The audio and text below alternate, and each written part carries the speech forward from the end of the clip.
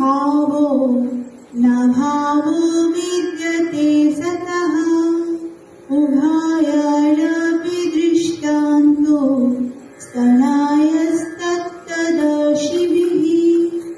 অনুবাদ বলছে, যারা তত্ত্বদ্রষ্টা তারা সিদ্ধান্ত করেছেন যে অনিত্য জড়বস্তুর স্থায়িত্ব নেই এবং নিত্য বস্তু আত্মার কখনো বিনাশ হয় না। তত্ত্বদ্রষ্টাগণ উভয় প্রকৃতির যথার্থ স্বরূপ উপলব্ধি করে এই সিদ্ধান্তে উপনীত হয়েছে। কি বলছে 16 নম্বর শ্লোকে? বলছে অনিত্য জড়বস্তুর স্থায়িত্ব নেই আর নিত্য বস্তু আত্মার কখনো নাশ নেই, বিনাশ হয় না। আমরা শক্তি, যারা এখানে স্টুডেন্ট আছো যারা শক্তি পড়েছে, এনার্জি পড়েছে, তারা জানি যে এনার্জি কখনো নষ্ট হয় না। এনার্জি শুধু একটা ট্রান্সফরমেশন হয়, একটা টাইপের এনার্জি থেকে আরেকটা টাইপে চলে যায়। তাই পড়েছি না আমরা আলোক শক্তি কিসে পরিণত হচ্ছে? রাসায়নিক শক্তিতে। সালোক সংশ্লেষ যখন হয় তখন আলোক শক্তিটা রাসায়নিক শক্তিতে পরিবর্তন হচ্ছে, আবার সেটা স্থৈতিক শক্তির উপর থাকছে আমাদের শরীরে যখন আসছে। আর প্রত্যেকটা শক্তির শুধু রূপান্তর হয়, শক্তির কখনো শেষ হয় না। শক্তি কি? শক্তি নিত্য, এটা শেষ হয় না। সেই রকম ভাবেই আত্মা নিত্য। আত্মা একটা কথা বলছিল না, আগের দিনই কথা ছিল যে আত্মা শুধু দেহ দেহান্তর ঘটে, একটা দেহ থেকে আরেকটা দেহে যায়, আত্মা কখনো শেষ হয়ে যায় না। আর দেহ যেটা, দেহ কি সবসময় ক্ষয় হচ্ছে, কারণ সেটা আমরা বাইরে থেকে দেখেও বুঝতেই পারছি যে দেহ সবসময় ক্ষয় হচ্ছে। তাহলে এটা অমর নয়, এটা নাশ হয়, বিনাশ হয় না আত্মার, আর নাশ হয় শরীরে। 17 নম্বর শ্লোক বলছে অবিনাশী তু তদ বিদ্ধি যেন সর্বমিদং ততম বিনাশমাবয়া স্পষ্ট্বা না কশ্চিৎ কর্তুমর্হতি। মানে অনুবাদ, সমগ্র শরীরে পরিব্যাপ্ত রয়েছে যে অক্ষয় আত্মা, জেনে রাখো তাকে কেউ বিনাশ করতে সক্ষম নয়। ওই কথাটির সূত্র ধরেই, আগের শ্লোকের সূত্র ধরেই উনি বলছেন যে সমগ্র শরীরে পরিব্যাপ্ত হয়ে রয়েছে আত্মা, তার কখনো বিনাশ হয় না, অক্ষয় অমর। এই কথা ধরেই অর্জুনকে ভগবান শ্রীকৃষ্ণ বলছেন যে এর আগেও তুমি এসেছো, এর পরেও তুমি আসবে, কারণ আত্মাটা একই আছে। তুমি শুধু অন্য দেহে ছিলে, আরেকটা অন্য দেহে এসেছো, পরে আবার অন্য দেহে আসবে। আর এখানে বলেছে আমাদের আগের দিন কথা হচ্ছিল যে আমাদের ইন্ডিয়ান কালচার কত স্ট্রং ছিল, আমরা সেটাকে আবার রিভাইভ করতে পারি, আবার আছে বলতে পারি। তো সেটা শ্বেতার উপনিষদে বলা হয়েছে যে একটা আত্মার কতটা, মানে তোমরা ভেবে দেখো আজকের যুগে গিয়ে এত সায়েন্স এত মডার্ন হওয়ার পর বলছে যে পরমাণুকে, একটা সময় ছিল রাদারফোর্ডের মডেল পড়েছি আমরা যে পরমাণু মধ্যে কি কি আছে, তারপরে সবাই বলছে কি যতদূর সায়েন্স যতদূর যেতে পারছে ততদূর বলছে, তারপরে বলছে এরপরে আর কিছু হয় না। তারপরে অন্য আরো কোনো সায়েন্টিস্ট আসছে, তিনি এসে বলছেন যে এটাকেও করা যায়। যেমন কি আগে বলেছিল যে একটা শরীরের সব থেকে ছোট কণা হচ্ছে পরমাণু, তাই তো পরমাণুকে ভাঙা যায় না, একটা সময় বলে গেছিল। তারপরে আবার কি বলছে পরমাণুকেও ভাঙা যায়, প্রোটন ইলেকট্রন নিউট্রন আছে। তারপরে তিনি বললেন এটাকে আর ভাঙা যায় না, বা অন্য কেউ তার মডেলকে যখন বলছেন আমাকে এটাকে আর ভাঙা যায় না। তারপরে আবার এলো হিগিন্স বোসন, গড পার্টিকেলস, ঈশ্বর কণা যাকে বলে, ভাঙা যায়। তো এইটাই কথা একদিন বলছেন না, সায়েন্স আর স্পিরিচুয়ালিটির মধ্যে সবসময় বলে যে সায়েন্স একদিকে আর স্পিরিচুয়ালিটি একদিকে। যারা তথাকথিত সায়েন্টিস্ট তারা ভেবে নেয় যে সায়েন্স অনেক বড় ব্যাপার, স্পিরিচুয়ালিটি শুধু মনের ব্যাপার, ওরা ওই উপরে উপরে কথা বলে, ওগুলোর কোনো বেস নেই। সায়েন্স প্রত্যক্ষভাবে প্রমাণ করে দিচ্ছে যে এটা এটাই। কিন্তু এটাও কথা হয়েছিল যে সায়েন্স অত ডেভেলপই হতে পারেনি যে এটাকে মানে ব্যাখ্যা করে দিতে পারে। আস্তে আস্তে প্রত্যেকটা ব্যাখ্যা হচ্ছে। যতদিন ওই আমরা গ্যালিলিও কোপার্নিকাস সবার কথা শুনেছি, যখন ওনারা বলেন সূর্য পৃথিবী ঘুরছে, তখন ওনাদেরকে অনেক কথা শুনতে হয়েছিল। আগে মানুষ কি ভাবতো? আগে মানুষ ভাবতো যে সূর্য পৃথিবীর চারিদিকে ঘুরছে। মানুষ আগে ভাবতো যে সূর্য পৃথিবীর চারিদিকে ঘুরছে। তারপরে একটা সময় যখন বললেন যে সূর্য আমরা পৃথিবী বা অন্য গ্রহ সূর্যকে প্রদক্ষিণ করছে, তখন তাদেরকে প্রথমে একদম পাগল বলে দেওয়া হলো এবং তাদেরকে যথেচ্ছভাবে অত্যাচার করা হলো। তারপরে যখন সায়েন্স এসে প্রমাণ করলো যে সত্যিই তাই, যে সূর্য স্থির আছে আর পৃথিবী ঘুরছে বা অন্য গ্রহ চারিদিকে ঘুরছে, প্রমাণ করে দিল, মানলো। এইরকমই ব্যাপার সায়েন্স আর স্পিরিচুয়ালিটি। স্পিরিচুয়ালিটি এত গভীর আধ্যাত্মিক বিষয়, আর ভারতের মুনি ঋষিরা এই জন্য এখানে তথাকথিত বিজ্ঞানী বলা হয়েছে। তথাকথিত বিজ্ঞানী মানে কি? যারা মানে একটা কথা মানে শুনতে খারাপ লাগলো, এটা সত্যি যে নাম কেউ আজকে সায়েন্টিস্ট, যারা যারা শুধুমাত্র যন্ত্রপাতি নিয়ে একটুখানি টেস্ট করছে আর বলে দিচ্ছে এটাই সত্যি। তোমরা যদি আগেকার দিনের মুনি ঋষিদের কথা শোনো, পড়ো, তাহলে দেখবে তারা আচ্ছা মানে তাদের কোন লেভেলের সায়েন্টিস্ট ভাবা যায় না। ডক্টর সুভাষ পালেকারের রচিত একটা technique ZBNF, zero budget natural farming, যেটা এখানে শুরু হয়ে গেছে অলরেডি, আমরা ন্যাচারাল ফার্মিং করছি। উনি ওখানে দেখেছেন যে এই যে আমাদের ন্যাচারাল ফার্মিং এর যে টেকনিক, একদম প্রত্যেকটা কৃষক, এবং এই টেকনিকটা করাতে যাওয়ার সময়ও, আমার সায়েন্টিস্টের নাম মনে পড়ছে না, ইউএসএর একজন সায়েন্টিস্ট, তিনি মানে বিশাল বড় এগ্রিকালচারের সায়েন্টিস্ট, তিনি এসে দেখে বলেছিলেন যে ভারতবর্ষের প্রত্যেকটা কৃষক এক একটা সায়েন্টিস্ট। তারা মাটিকে চিনে বসে আছে, মাটির কণাকে চিনে হয়ে বসে আছে, কোন মাটিতে কি হবে, কখন কি হবে, এসব ব্যাপার। আর বাকিরা শুধুমাত্র এই পুঁথিগত বিদ্যালয়ে যা হয় পড়ছে আর সেটাকে অ্যাপ্লাই করে ভাবছে যে আমরা বিশাল কিছু হয়ে গেছি। ঠিক আমাদের মুনি ঋষিদের সাথেও সেরকম। এইখানে পরিমাপ বলা আছে, তোমরা ভাবতে পারো একটা আত্মার পরিমাপ বলা আছে। আর এই শ্লোকটাকে ওই যে বললাম সেটা সত্তর উপনিষদে লেখা আছে, বায়াগ্র শতাভাগস্য শতাধা কল্পিতস্য চ, মানে একটা চুলকে যদি 100 ভাগ করি, তাকে যদি আবার 100 ভাগ করি, তাহলে যেটা হয় সেটা একটা আত্মার সমান। আবার তোমার স্কন্দ পুরাণে লেখা আছে যে, স্কন্দ পুরাণে সম্ভবত এখানে লেখা আছে যে তোমার 10,000 ভাগে, চুলের 10,000, মানে একই ব্যাপার, এটা এইভাবে বলেছে ওটা অন্যভাবে বলেছে, 10,000 ভাগে যদি ভাগ করা যায় তাহলে তার একটা কণা আত্মার সমান। তাহলে কতটা ছোট বুঝতে পারছো? ওনারা পরিমাপটাও করে দিয়েছে।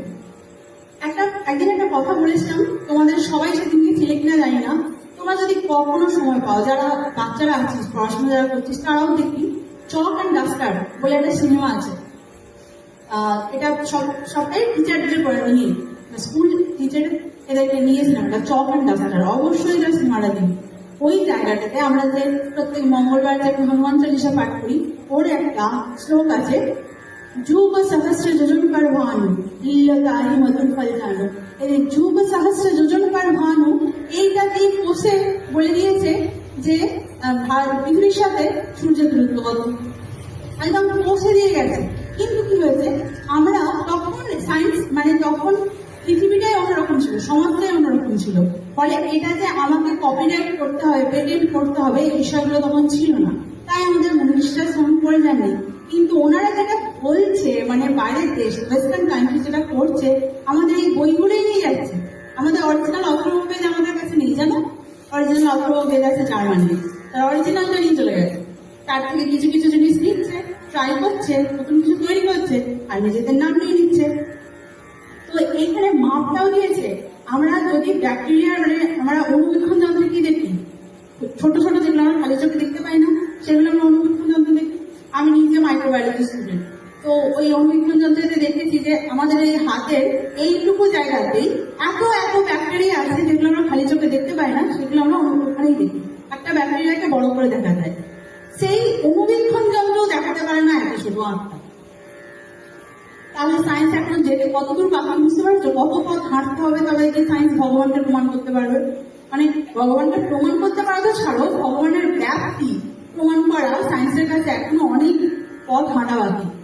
আর আমরা কি হয়, এটি বলে না, লিটল নলেজ ইজ ডেঞ্জারাস, মানে অল্প বিদ্যায় ভয়ঙ্করী যাকে বলে। অ্যাকচুয়ালি আমাদের সমাজের অবস্থা তাই, একটু একটু জানি, একটু একটু জানলাম, একটু বুঝলাম, আর ভেবে নিলাম আমার থেকে কিছু জানে না। আর ভগবানকে আমরা জাজ করতে চলে যাই। ভগবানের সামর্থ্যকে নিয়ে আমরা ভাবি, ভগবান এটা পারেনি, ভগবান ওটা মানে ভগবান কি করেছে, আমরাই কি করছি, এইরকম মানে একদম এই কথাটাই বলে লোক, আমি করছি, ভগবান কি করছে, আমি তো করছি, তুমি করছো। মানে গুরুজির কালকেই আমি একটা রিল দেখলাম, যেখানে গুরুজি বলছিলেন কথাটা যে আমরা হয়তো ভাবি যে খুব ছোট ছোট জিনিস, খুব ছোট ছোট জিনিস, আজকে এর সাথে আমার দেখা হলো, তারপরে আমি এটা নিয়ে আলোচনা করলাম, তারপরে তারপরে দেখলাম আমরা একই রকম ভাবছিলাম, তারপরে একটা প্ল্যান করলাম, দিয়ে আমরা একটা বিজনেস করছি বা কোনো একটা নতুন জিনিস নিয়ে আলোচনা করছি। বুঝি বলছেন প্রত্যেকটা লেখা আছে, প্রত্যেকটা লেখা আছে। এমনি এমনি হঠাৎ করে আমার সাথে ওর দেখা হয়ে যায়নি, এই দেখা হওয়ানোটা ছিল, তাই হয়েছে।